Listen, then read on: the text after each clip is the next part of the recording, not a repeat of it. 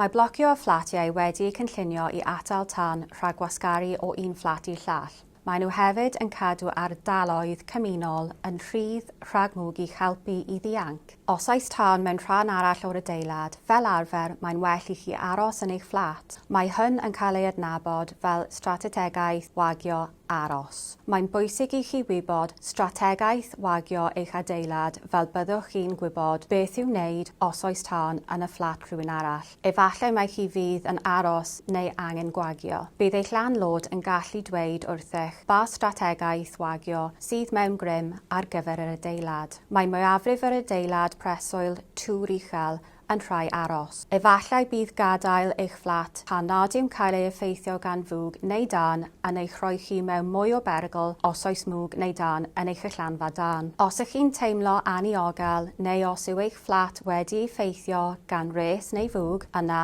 ewch allan, arhoswch allan a galwch 999. Os bydd eich llwybr dianc wedi eich rhwystro gan fwg neu dan, ewch yn ôl i'ch fflat a galwch 999 fel bydd ein diffoddwr tân yn gwybod ble rydych chi. Bydd ein gweithredwyr 999 yn aros ar y ffôn gyda chi i'ch cadw'n ddiogel. Efallai bydd rhai adeiladau gorfod newid ei strategaeth wagio o aros i pawb allan, neu efallai bydd y gwasanaeth tân yn sbardinio gwagiad llwyr. Rhaid i'ch landlord rhoi gwybod i chi os yw eich strategaeth wagio wedi newid o aros i bawb allan. Edrychwch am rhybudd newid yn y lobi. Cadwch ymwybodus ynghylch aros adnabyddwch strategaeth wagio. Bydda'n barod, Cadwa'n ddiogel.